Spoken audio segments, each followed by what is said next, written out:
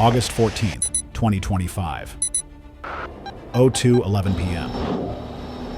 The heat over the Taiwan Strait shimmered as if the sea itself knew what was coming. On Chinese radar screens, squadrons of J-20 stealth fighters lifted from their bases in Fujian and raced eastward. Their mission was clear: break through Taiwan's defenses, establish air superiority, and prepare the way for bombers and missiles. For Beijing, this was the first step toward fulfilling a decade of threats: to close the skies over Taiwan once and for all. Taipei's command bunkers saw it immediately. Operators shouted as dozens of red blips appeared, spreading in wide formation across the strait. Sirens screamed through Taiwan's cities. On airfields, pilots sprinted to their cockpits, strapping into F-16V Vipers, engines roaring as the island scrambled everything it had. But this time, Taiwan was not alone.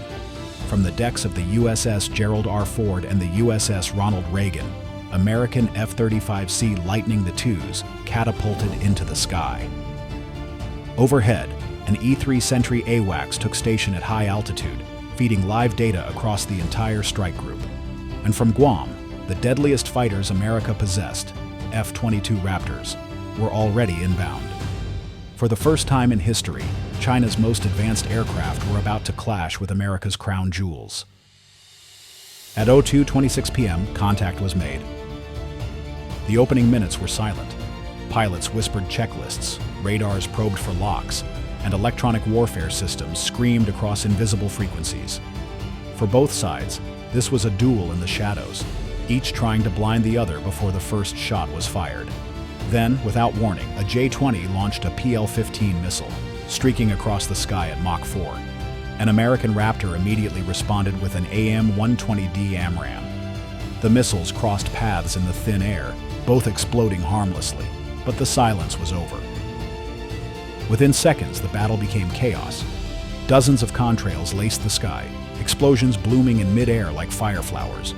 2 Taiwanese F-16Vs went down in flames, their wreckage tumbling into the sea. In return, an F-35 scored the first confirmed kill of the battle, its missile slamming into a J-16, ripping the jet apart before its pilot even had time to eject. The fight collapsed into close combat. Raptors dove on J-20s, twisting through the clouds at 9 times the force of gravity, pilots gasping for breath as blood drained from their heads. Chinese pilots fought back with deadly skill, snapping their jets into high G turns, firing short-range PL-10s at point-blank range. One Raptor outmaneuvered its target, guns blazing at 200 meters. The J-20 exploded in a shower of debris. But another American jet wasn't so lucky, struck squarely in the rear by a missile, its pilot ejecting into hostile airspace.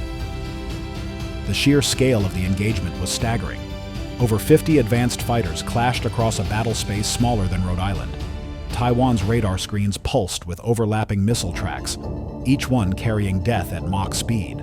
For every Chinese jet destroyed, more surged forward. For every American or Taiwanese loss, new aircraft launched from carriers or island bases to take their place. At 02:51 p.m., the stakes grew even higher. On long-range radar, a second wave appeared, not fighters, but H-6K bombers, lumbering eastward with cruise missiles slung under their wings. If they got close enough to launch, Taiwan's cities and bases would be obliterated. The defenders had minutes to hold the line. And so the dogfight intensified. Raptors climbed for altitude, diving into bomber escorts. F-35s darted low, targeting the bombers themselves.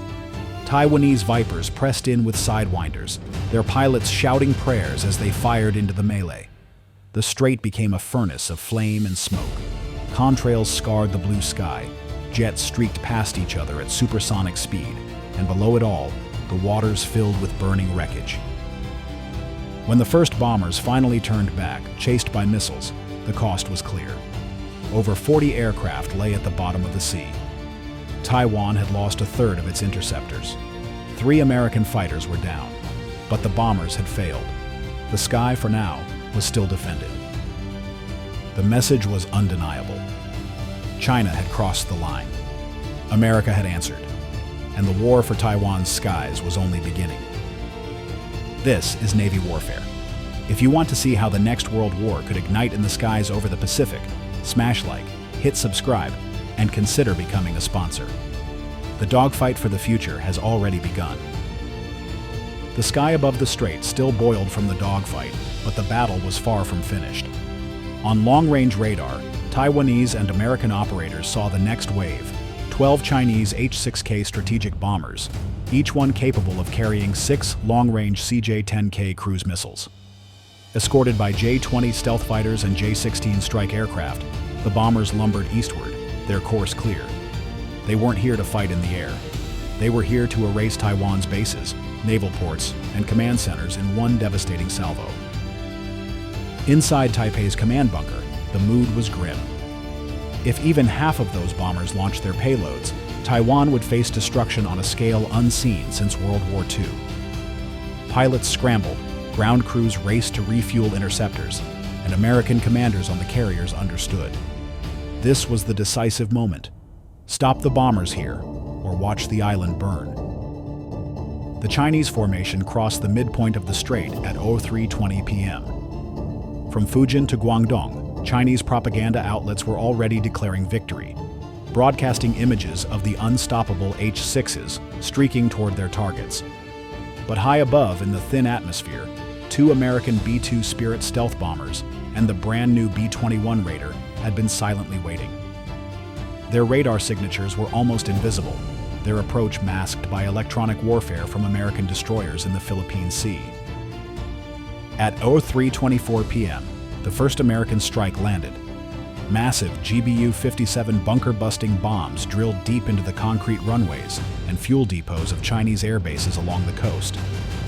Explosions cascaded across Fujian, burning jet fuel, sending fireballs 1,000 feet into the air.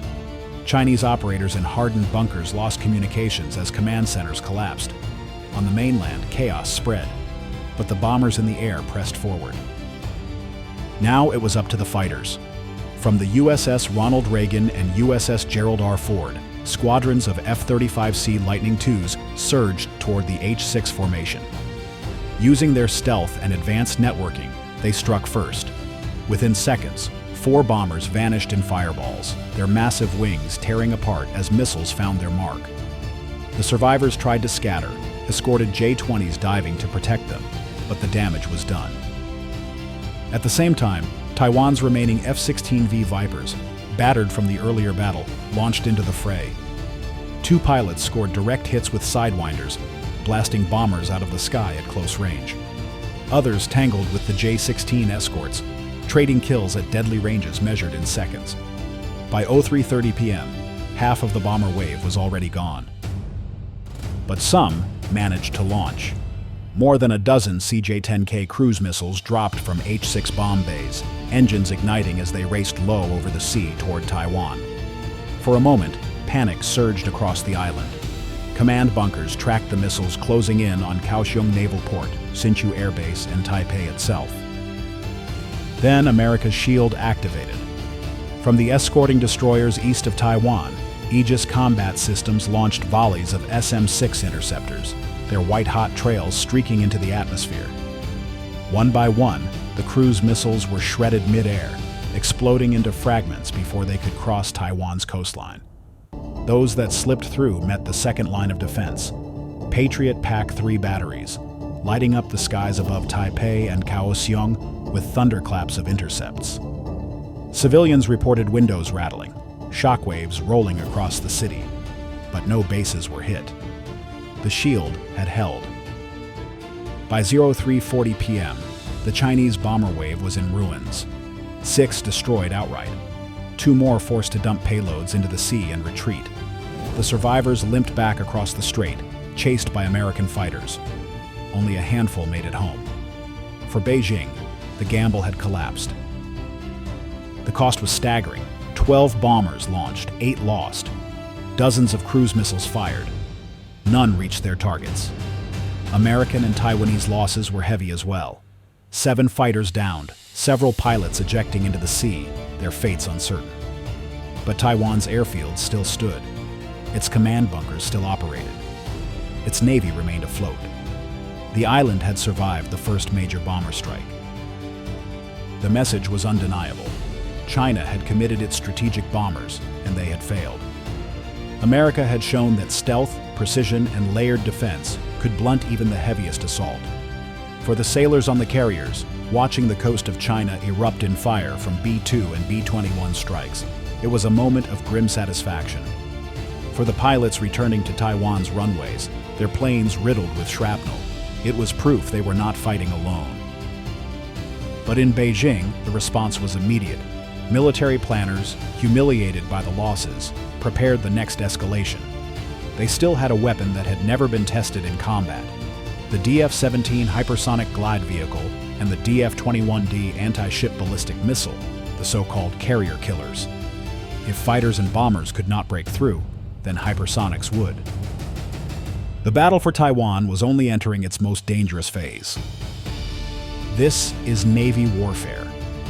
If you want to witness how the future of war unfolds, smash like, hit subscribe, and consider becoming a sponsor. Because the next strike won't be aimed at Taiwan. It will be aimed at the US Navy itself.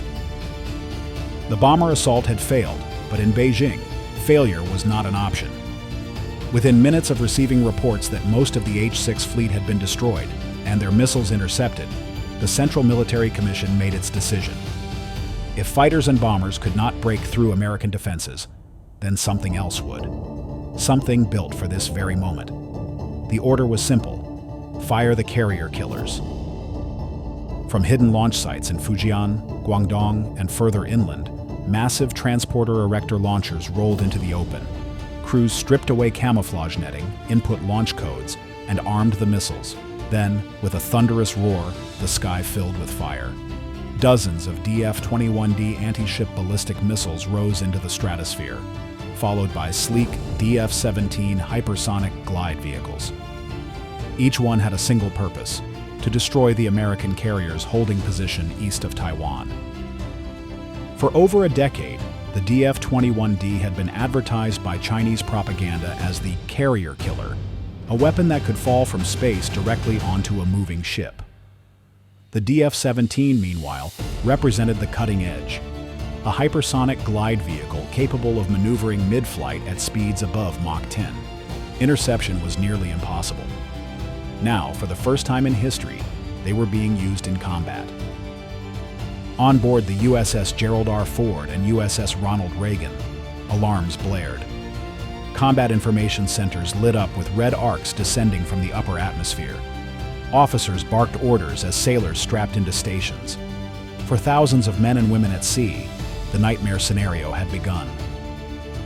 The Aegis combat system went fully active. SPY-6 radars tracked dozens of incoming warheads, each moving at thousands of miles per hour. Destroyers and escort fired salvo after salvo of SM-3 interceptors, climbing into the stratosphere to meet the ballistic missiles. High above the Pacific, flashes of light blossomed as warheads were shattered into fragments. Cheers erupted on some ships as the first kills were confirmed. But the DF-17s were different. Their hypersonic glide vehicles swerved unpredictably, diving and twisting through the upper atmosphere. SM-3s missed. SM-6s launched, trying to chase their targets at lower altitudes. The intercept windows shrank to seconds. At 04:29 p.m., one DF-17 broke through. Traveling faster than 7,000 miles per hour, it dove toward the USS Ronald Reagan. The carrier's close-in defenses fired desperately. ESSM missiles streaked upward. Phalanx guns hammered the sky, but nothing connected. At the last possible moment, an SM-6 missile detonated just ahead of the glide vehicle, shredding it into flaming debris barely 20 miles from the carrier. The shockwave rocked the ship, throwing sailors off their feet, but the Reagan survived. Another missile wasn't stopped. A DF-21D plunged into the ocean only 300 yards from the USS Gerald R. Ford. The impact created a column of water higher than the carrier's island tower. Aircraft lashed to the deck were ripped loose, hurled into the sea. Sailors on deck were thrown against bulkheads, dozens injured. The ship shuddered, alarms blaring, but the hull held. The most advanced carrier in the world was wounded, but alive. Across the strike group, the battle raged in silence. On radar, American operators watched intercept after intercept, calculating in real time which warheads might get through. Out of 32 missiles launched, 26 were destroyed in space. 5 more were intercepted lower, near the fleet itself. 1 detonated dangerously close, and 1 near miss came within seconds of rewriting history. By 04:40 p.m., the sky was clear again. Debris rained into the sea, leaving trails of smoke across the horizon. The cost of survival was staggering. The U.S. Navy had spent hundreds of millions in interceptors in a matter of minutes. Dozens of sailors were wounded. 2 aircraft were lost to the ocean. But both carriers were still operational. The fleet still lived. For Beijing, the strike had failed to achieve its decisive blow. For Washington, it was proof that layered defense could withstand even the deadliest weapons China possessed. Yet no one aboard the fleet mistook survival for victory. China had crossed a line no power had dared since the Cuban Missile Crisis, launching ballistic missiles directly at American carriers. The next move could no longer be defensive. It would have to be retaliation. Far above the Pacific, stealth bombers were already on their way. The B-2 Spirit and the brand-new B-21 Raider carried payloads designed to erase the very launch sites that had fired these missiles. And when they struck, Beijing would feel the price of challenging America's shield. This is Navy warfare.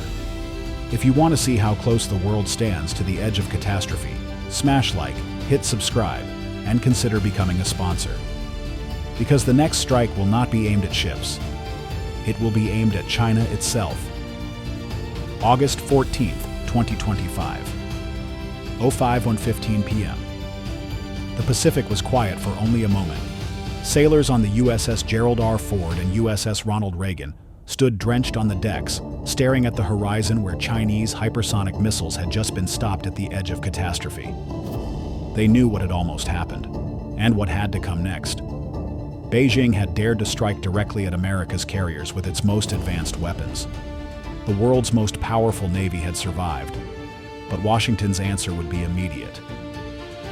At the Pentagon, the order came with 4 words: strike back, make it count. From Andersen Air Force Base in Guam, the new B-21 Raider lifted into the darkening sky, its black fuselage invisible to radar. 2 veteran B-2 Spirit bombers followed, their bomb bays loaded with precision bunker-busting weapons. Each aircraft carried enough firepower to erase hardened command centers and missile silos. Their mission was simple: cripple the very infrastructure that had fired DF-17 and DF-21D missiles hours earlier. At sea, the carriers prepared their own contribution. From Arleigh Burke-class destroyers, 96 Tomahawk cruise missiles erupted into the night, their engines glowing red as they skimmed low across the waves toward the Chinese coastline. Each Tomahawk carried a 1,000-pound warhead, guided with pinpoint GPS accuracy. Their targets were clear: air bases, radar stations, missile brigades. At 05:54 p.m. Beijing time, the first explosions rocked the mainland. Near Guangdong, a missile brigade's fuel depots ignited as Tomahawks slammed into their launchers. Secondary detonations rolled across the countryside as stored propellants exploded in chain reactions. Satellite imagery later confirmed at least a dozen mobile launchers destroyed in minutes. Minutes later, the B-21 reached its target. Slipping undetected through Chinese air defenses, it released 2 GBU-57 massive ordnance penetrators. The 30,000-pound bombs drilled deep into a hardened command bunker near Fuzhou before detonating with the force of 11 tons of TNT. The earth convulsed. Communications across the region went dark. Dozens of senior officers perished in an instant. The B-2 Spirits joined in. One targeted a coastal airbase, JDAM bombs smashing hardened shelters and igniting rows of J-20 fighters still on the ground. The second struck a fuel complex near Xiamen, triggering a fireball so large it was seen from the western shores of Taiwan. For Chinese commanders, the nightmare was unfolding in real time. Their most prized assets were being annihilated with surgical precision. The Tomahawk wave continued. Out of 96 launched, 89 confirmed hits were recorded. Radar towers toppled, ammunition depots burned, entire runways cratered into useless slabs of concrete. In less than an hour, more than a dozen military facilities across southern China were crippled. On board the carriers, sailors watched the live feeds transmitted from reconnaissance drones. Men and women who had braced for death only hours earlier now saw the coast of China burning. For the first time in the battle, the initiative had shifted. The very launch sites that had once threatened them were nothing but smoking craters. The numbers told the story. 96 Tomahawks launched, 89 confirmed strikes, 3 major air bases destroyed, 2 missile brigades eliminated, over $15 billion in military assets lost in less than 1 hour. For Beijing, it was a humiliation of historic scale. For Washington, it was proof that America's doctrine, peace through overwhelming strength, still held true. The world had witnessed something no one expected. The most advanced Chinese missiles ever used in combat had failed to destroy a single American carrier, and in return, China had lost a decade of buildup in one night. But nobody watching believed this was the end. In Beijing, anger burned hotter than the flames on the coastline. The leadership could not ignore such devastation without striking back. Already, satellite surveillance showed more mobilizations deeper inland. For sailors on the carriers and pilots circling Taiwan, the silence after the strikes felt fragile, like the pause before the next thunder. The battle for Taiwan had started as a test of air superiority. It escalated into bomber raids, hypersonic strikes, and now precision retaliation on Chinese soil. The lesson was clear. Once unleashed, this war could not be contained. The Pacific was no longer just a line of tension. It had become the front line of a global conflict. This is Navy warfare. If you want to see how America answers when its carriers are threatened, smash like, hit subscribe, and consider becoming a sponsor, because the first battle is over, but the war for the Pacific has only just begun.